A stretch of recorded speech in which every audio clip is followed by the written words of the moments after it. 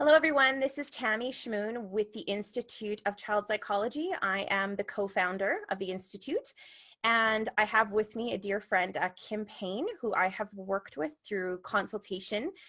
He has been a keynote at our conferences, and he is my go-to for children's mental health. He wrote the book Simplicity Parenting, which changed my life as a parent-to-be at the time, and now as a psychologist and a consultant. But I'm actually here, and I will be bugging Kim for an interview about simplicity parenting. But this was a new book that I had read of his, Tanya and I had read, and we've actually consulted with him on this book with something called the compassionate response, and Kim's going to address that. So the book we are reviewing today is Being Your Best When Your Kids Are at Their Worst. And I think with everything going on COVID-wise, every parent on the planet is experiencing this and has experienced this over the last several months. So welcome, Kim. Thank you for doing this. Hey, Tammy. Nice to see you again. Thank you. Yeah. So, Kim, what was your inspiration behind this book? Now, you're well versed in the writing field, the academic field, and the clinical field. What pushed you to write this particular book? Yeah, one of the things that I've grown up on a farm with horses. If there's a problem when you're out on a horse, it's not the horse, it's the rider. I'm a rider too. Yes, I know all. Right? Every time it's something. It's not a problem with the dog, it's the problem with the person on the other end of the leash, But going back a ways in more the clinical realm, I was working in a clinic and I was working with domestic abusing fathers, and they'd been through every kind of therapeutic approach you could imagine. And it had helped, but they were still offending. And so this was court ordered, and here they were. And there I was as quite a young guy, early days in my professional life. And I realized that something else entirely, something completely different needed to be developed. So I developed this approach that used the power of visualization, which I'd learned as a sportsman. I'd learned that in my early days with sports psychologists. And so I was that was very new in those days, and I was very caught with that. And then on the other hand, I also realized that these in this case men were giving way too much space within their emotions, in their inner being, to what they were doing wrong, for good reason in some ways, but what was going wrong in their life. They had a very negative image of themselves, negative image of their children. And so I realized that the part of them that was a very successful dad was, I'd ask them that question and they couldn't retrieve it. They couldn't really find much that was successful at all. And so I started to reverse that process and realized very quickly that those things were out of whack. That one aspect of their parenting was dominating, the negative aspect of themselves as a parent was dominating over the part that was perfectly fine. And they were becoming triggered. They would get very, very easily triggered. And so the being at your best when your kids are at their worst began then. And it was all about trying to help these guys get back in balance. And some people call it a meditation, other people call it a prayer. For me, it's a practice because it requires practice. And we would practice this over and over and over. And there was virtually no recidivism. These guys got clear of that situation in their life, much to my surprise, because we were just cutting new ground. I really didn't know. All I knew is that a lot of the other therapeutic practices hadn't worked had some impact for them, but they were still offending. Yeah. Well, this is so much, it seems, the resilience to shame. Like all the shame that comes up for us when we feel like we have shortcomings as a parent or as an individual. And I could be wrong, but is some of your work kind of based on that inner child work where that comes up too, of being overwhelmed by, you know, what's going on in that moment with the child and when their needs weren't met as well? And then I always think of that, I'm circle of security trained, and thinking about childhood wounds, how they come and resurface into our dynamics with our kids. Part of the book I covered in a section called "If It's Hysterical, It's Historical." Oh, that's so And, beautiful. and, I forgot and, that. and so there is this part where we layer on down to this Mhm. of, and we also look at what are our triggers, what are our emotional triggers. But then my background in somatics and somatic psychology, sort of we layer on down even more to what's going on in your body before you're about to lose it, before you're about to get into that action reaction thing with your kids. Our body gives us a signal. One mother once called it, she could feel the red mists rising. Oh, I'd never heard that term before. So I asked her, where do you feel it? And she said, in my chest and my throat. yes. And I said, do you feel it any earlier than when you shout? Because she was quite ashamed of her shouting. And she checked it out, came back and said, yeah, it's probably about 3 to 5 seconds. Tammy, I've heard that over and over. Yep. It's certainly under 10 seconds. It's usually that count of 3, 4, 5 heartbeats. If we can, in that moment, have an alternate emotional muscle memory, like sportsmen and women Mhm. have got these muscle memories that when they're tired, when it really, really matters at the end of a game, they don't think about it, they just do it because they've practiced so many times that particular move, whatever it is. And as parents, I mean, I did a lot of sports in my early life, but parenting just, makes everything else pale into Oh insignificant. yeah. Just, It's the most intense thing you'll ever experience as oh, being it a was. parent, emotionally, even physically. It Yeah. was, so is Timmy, and I represented my country where there'd be tens of thousands of people screaming in the stands. Parenting just puts that to shame, Same. No, it does. just pales, Yeah. right? So that there's this internal emotional muscle memory, and that's what the book is about. It's about training that so that it kicks in that moment before the amygdala just takes over. And that's so Yeah. beautiful, Kim, because we spend so much time at the Institute educating parents and even other professionals about, we look at, for instance, Bruce Perry's work on the triune brain and looking at the dealing with the brain stem. Then you've got your midbrain, your limbic brain before we deal with the upstairs brain, your cortical brain.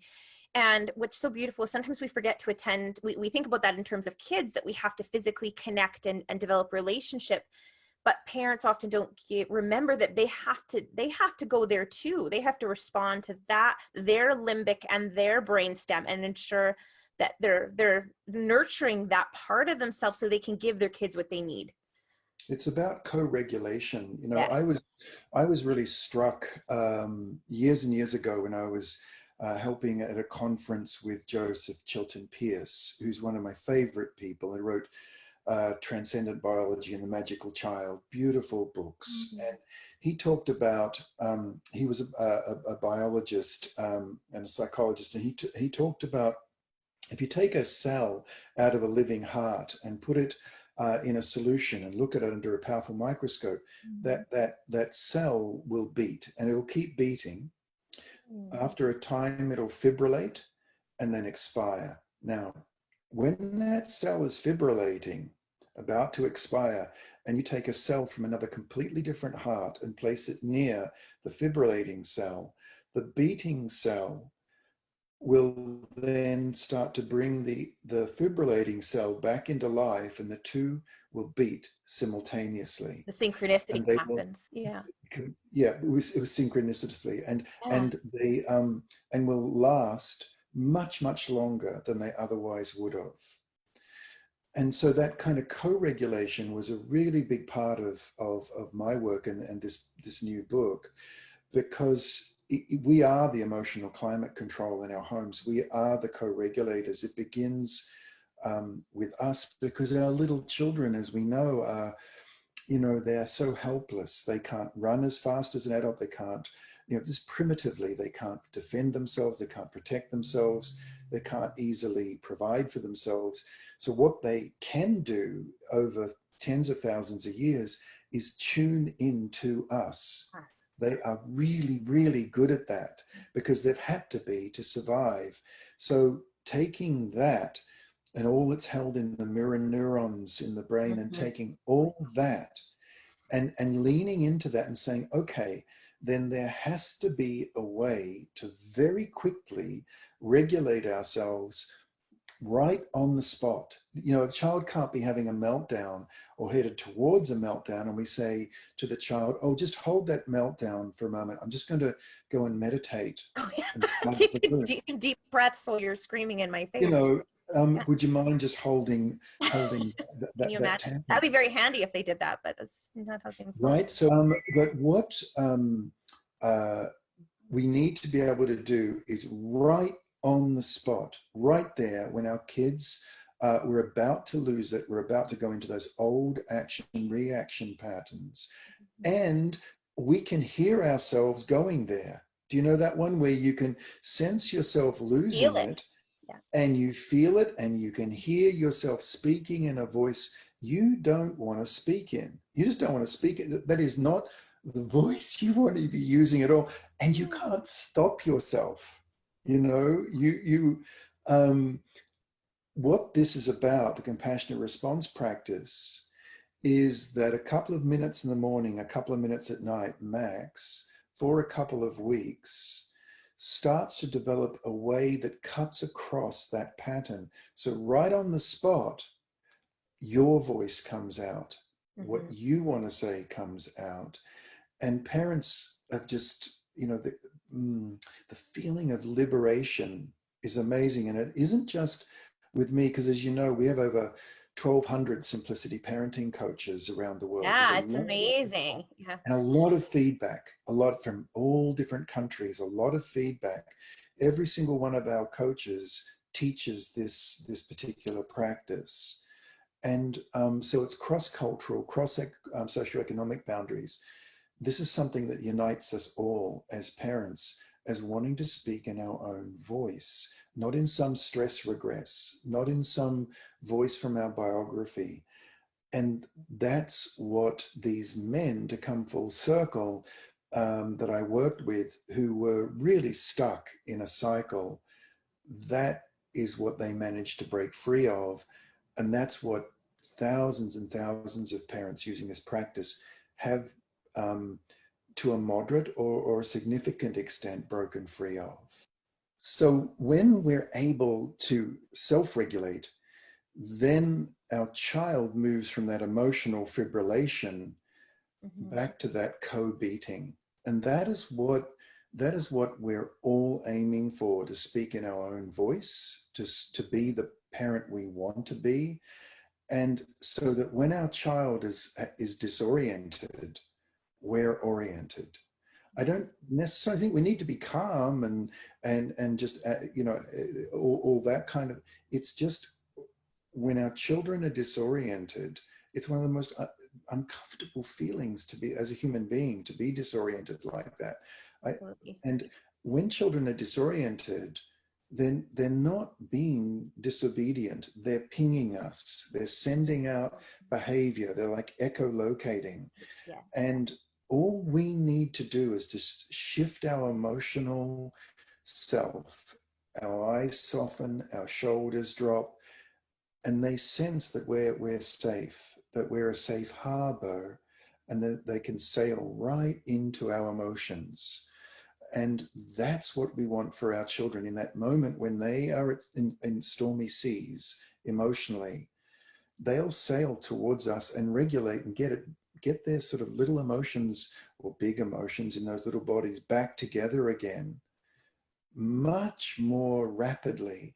And then what happens is that we start to establish almost like a training, is that they know when they're dysregulated, they can return to us to regulate without words, without much needing to be said, without over talking it. If over and over we help them sail into the harbor of our regulation, where the waters are calmer. When outside those walls, that harbor wall, it's bumpy and it's life-threatening. It feels like the boat, their emotional boat, is about to tip over. If they sail into the safe, calmer waters of our emotional harbor, they'll seek us out. And that's attachment. That's connection.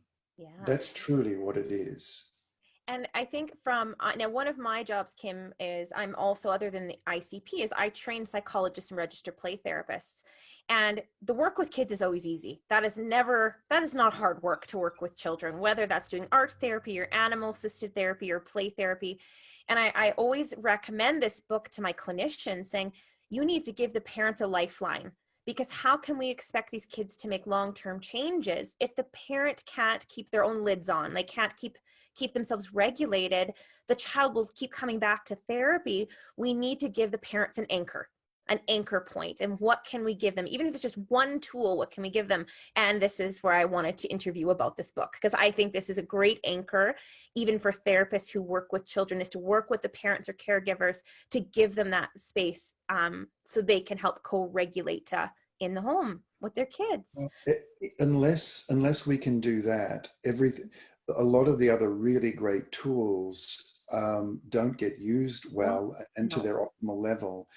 And even if we do, the interesting thing is, Tammy, even if we do blow it, even if we do really get angry and shout occasionally, and we all will lose it sometimes. We will lose it, or that harsh look, or whatever it is. Then we can use the compassionate response practice, even if we have been practicing it and we blow it, right? Then we can say, whoa, whoa, whoa, hang on a minute. And, kids, give me a minute. And if they know you're going to come back more regulated, they'll say yes, and have several, Mum, like take a few. But so you go away, you work on this compassionate response, you work on drawing in and integrating all that stuff, the heavy, I call this the fevered self, the emotional fever. You just bring that on in. You breathe out and let out this brilliant, golden, funny, caring, loving parent. And you get yourself regulated and come back to your kids and say, look, that came out wrong, kids. Yeah. What I meant to say was, they're my two key sentences. That came out wrong. What I meant to say was, and even if you do blow it, and you do get angry, you can show them what it's like to actually get yourself back in order and speak. And to repair the relationship that we repair when we... And to make the repair and make it within 10, 15 minutes, not 10 or 15 years. That's wonderful, Kim. So again, everybody watching, this book is called Being at Your Best When Your Kids Are at Their Worst, and this is Kim Payne interviewing. Kim, sorry for the technical problems today. Thank you so much for this opportunity. It's always a gift to talk to you, and I'm so glad you're willing to consult with Tanya and I. And just your work is very important, especially in the world right now that we're living in.